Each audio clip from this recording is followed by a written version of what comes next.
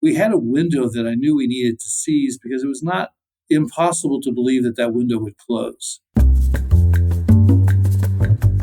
Welcome to Global Dispatches, a podcast for the foreign policy and global development communities and anyone who wants a deeper understanding of what is driving events in the world today. I'm your host, Mark Leon Goldberg. I am a veteran international affairs journalist and the editor of UN Dispatch. Enjoy the show.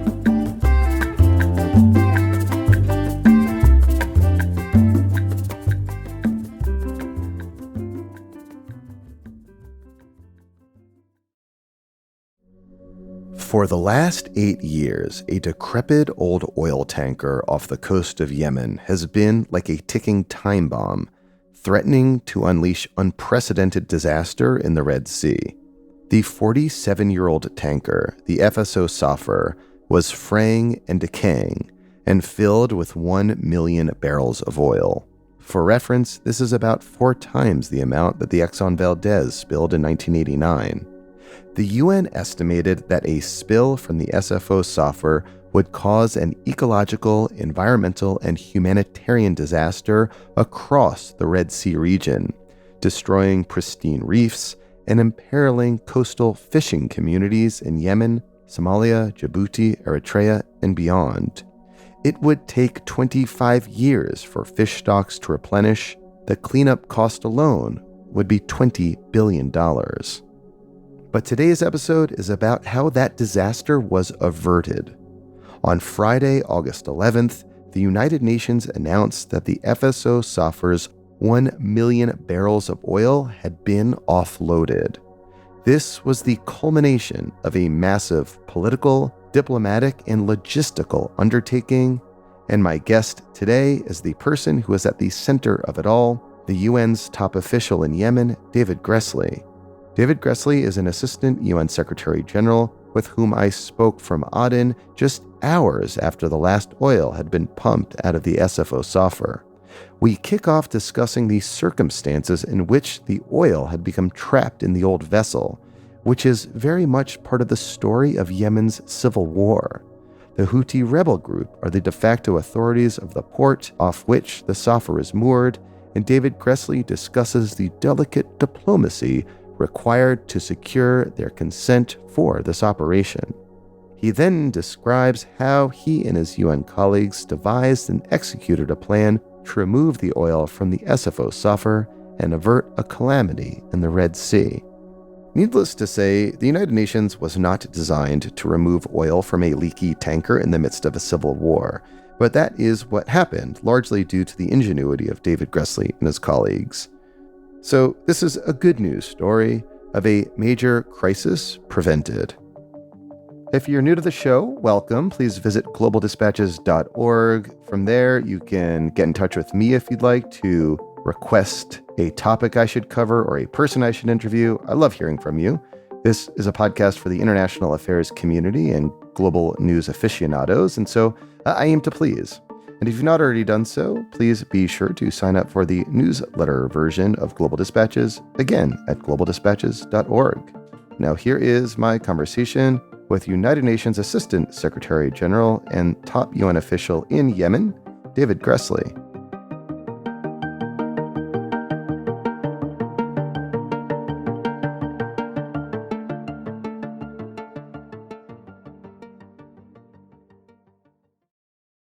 Before we get into the details of the operation to offload the oil from the tanker, can you just briefly explain how it is that the FSO Safer became stranded in the Red Sea in the first place? Well, I think it's important to note that the Safer is a storage vessel for oil. It was actually placed there in 1988. It was a supertanker built by the Japanese in 1976, back in the era, in fact, of giant supertankers for carrying oil. And so when it reached the end of its commercial life for moving oil around the planet, it was converted into an oil storage vessel. That's why it's called an FSO. It's a floating storage and offloading vessel. And it was placed in the port of Hodeidah to receive oil that was piped from the Safer oil fields east of Marib. That's why it's called Safer, in fact. It's named after the oil fields of the oil that it carries. And that pipeline runs over 1,000 kilometers from east to west to the port of Fudeida, and then underwater for a few kilometers to where the FSO Safer is currently anchored today. And so it's anchored to the pipeline, and the pipeline runs straight into the vessel to store the oil. So it's been there for a long time doing just that. And the way it worked is that vessels would come to pick up the oil to transport it for selling. Whoever was purchasing the oil wanted it to go. So when the war broke out, it had actually 1.1 million barrels of oil waiting to be picked up. We're fortunate because the capacity of the FSO Safer is 3 million barrels. So the potential disaster could have been 3 times larger than it actually was. As it was, it would have been the 5th largest oil spill in history and still 4 times larger than the Exonn Valdez. So it wasn't like it was stuck there. It was planned to be there. But the fact is, with the war, it became inaccessible. There was, for many years, a struggle for the control of the city and port of Fudeida, and access because of security became a problem. Then, after the Sana authorities took full control of Fudeida, they limited access coming in. And then finally, there was no money for maintenance over particularly the last 6, 7 years. So the vessel, which was very old to begin with, started to rapidly decay. And that's why we have the problem that we had to confront today. And so it had been described for a long time, and I've been covering this and done episodes on this very issue as a ticking time bomb. What might have happened in the event of an oil spill? And what was the threat that the FSO Safer posed to the Red Sea and coastal communities? Well, let me start off by describing what nearly happened in September 2020. So any vessel of that size will have inlets that water comes in. They pull that water in to provide ballast or whatever might be required. And there are a number of pipes that move that around to different chambers to get the right ballast in place. Unfortunately, in 2020, those became highly corroded and they started to leak massively, in fact, and could have, according to the people I've talked to locally, that vessel could have sunk within a period of 2 to 3 days at that point in time. So we could have had a disaster in 2020 that we'd be talking about today of the magnitude that you've described. Now, what happened is that they locally, with whatever they had, they tried to repair the internal piping that was so heavily corroded, which they did, but they determined that that was not really going to hold very well. And so they ended up covering up all of the inlets that was on that side of the vessel. 8 massive plates were welded in place, welded and bolted, in fact, sealed to stop water from going in where those pumps had been. So that stopped and stabilized the Safer long enough for the rest of us to catch up and try to do the work that we just completed. And by locally, you mean the de facto Houthi authorities? Yes, I mean, it was people who did it were people who were doing this kind of work before the war started, but it was under Houthi leadership, of course.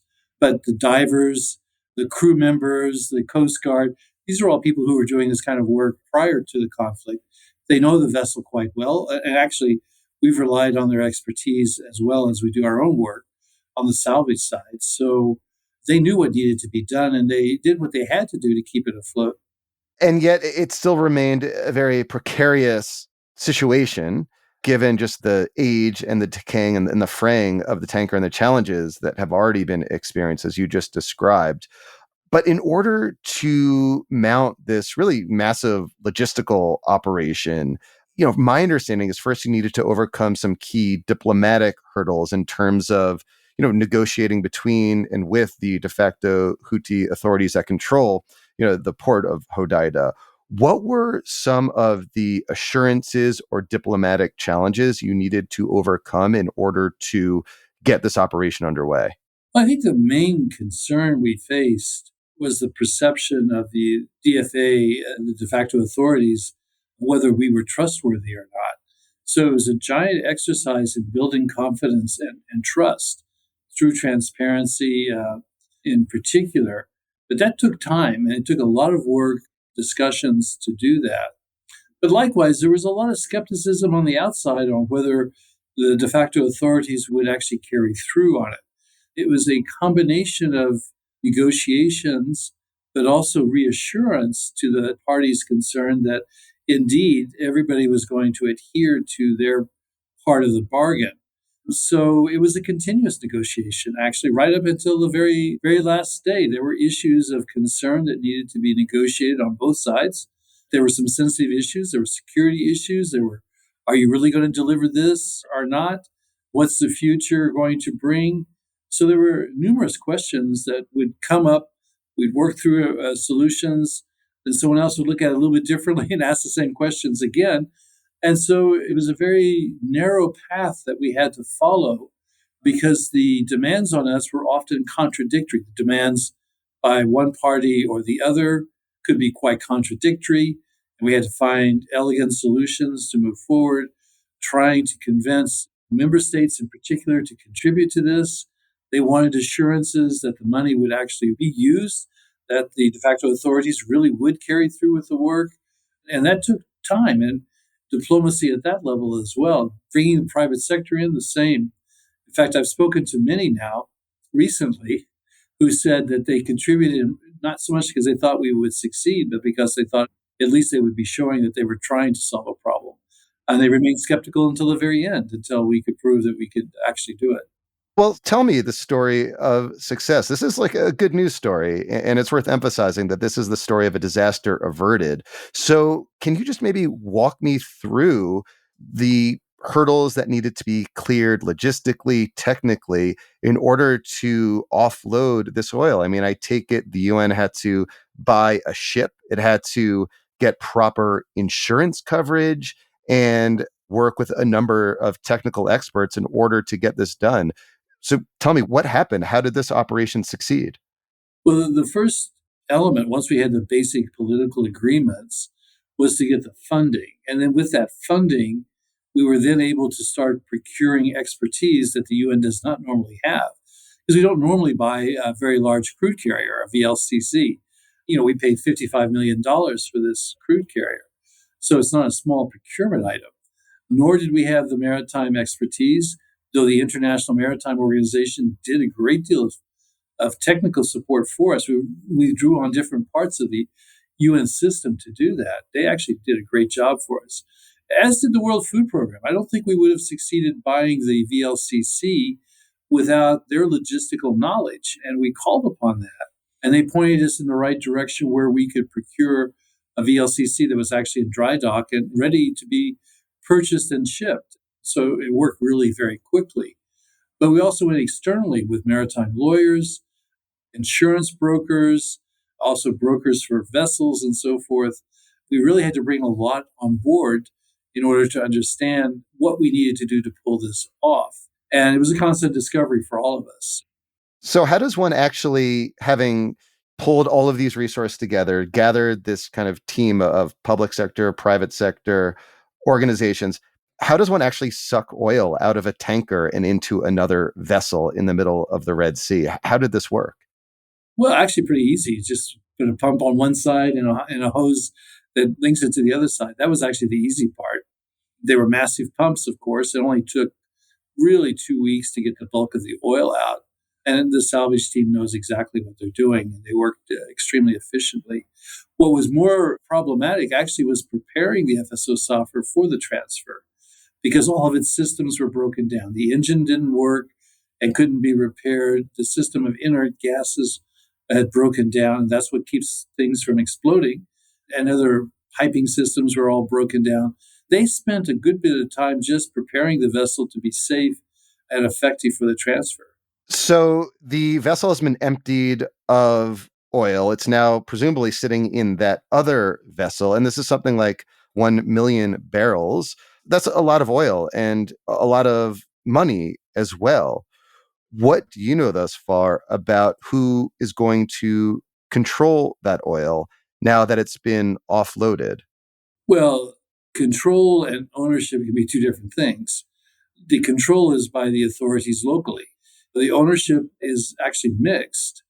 And we've gone through to try to review legally who does own the oil. Basically, it's owned by three parastatal companies from the government of Yemen, about 90% of the oil between the three.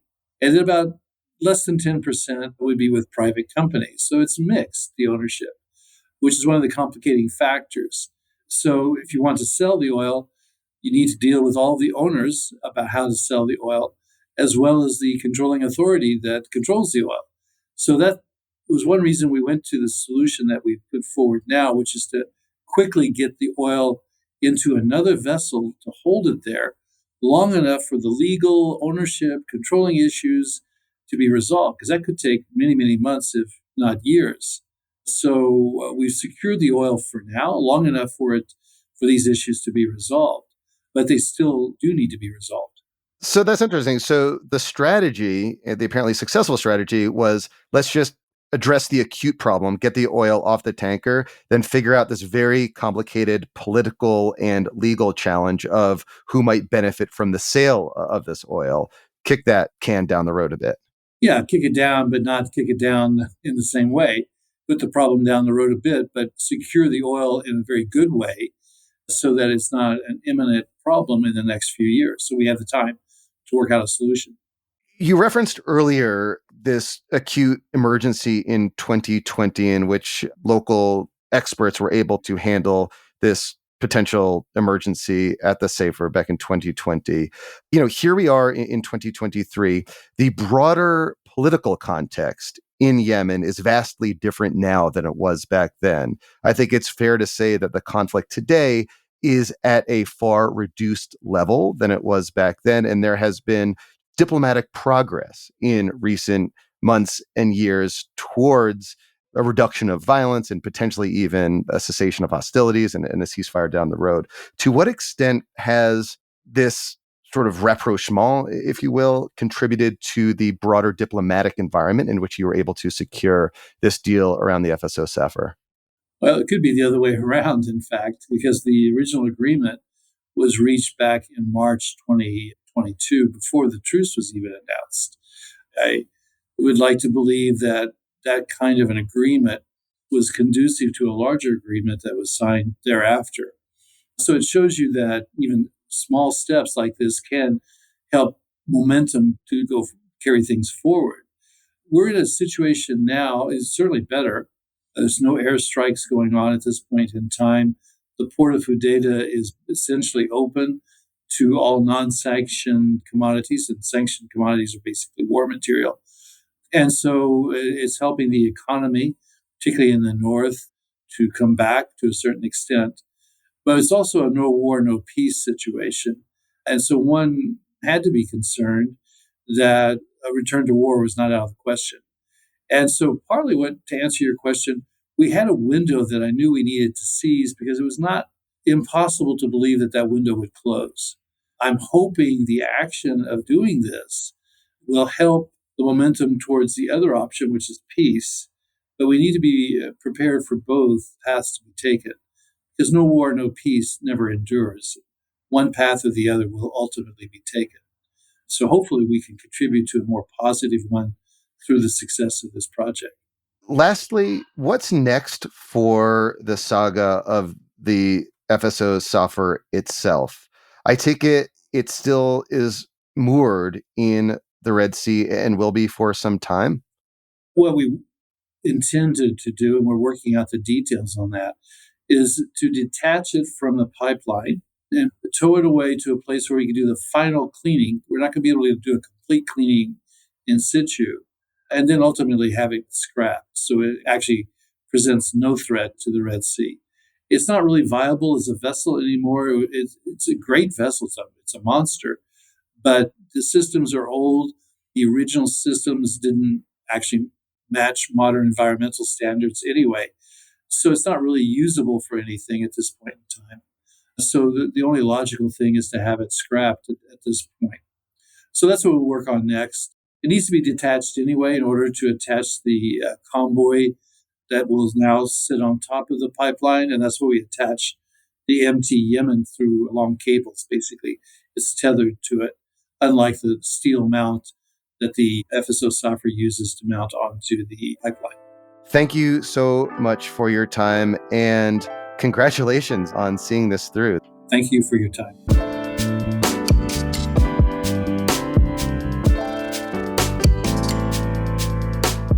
Thank you for listening to Global Dispatches. Our show is produced by me, Mark Leon Goldberg, and edited and mixed by Levi Sharp. If you have questions or comments, please email us using the contact button on globaldispatchespodcast.com. Before you go, do take a moment to show your support for the show by becoming a premium subscriber. If you're listening on Apple Podcasts, you can do so with a couple taps of your thumb. If you're listening elsewhere, you can go to patreon.com/globaldispatches. We rely on support from listeners to continue to do what we do far into the future, and by becoming a premium subscriber, you will unlock access to our entire archive of hundreds and hundreds of episodes. Please rate or review the show on Apple Podcasts.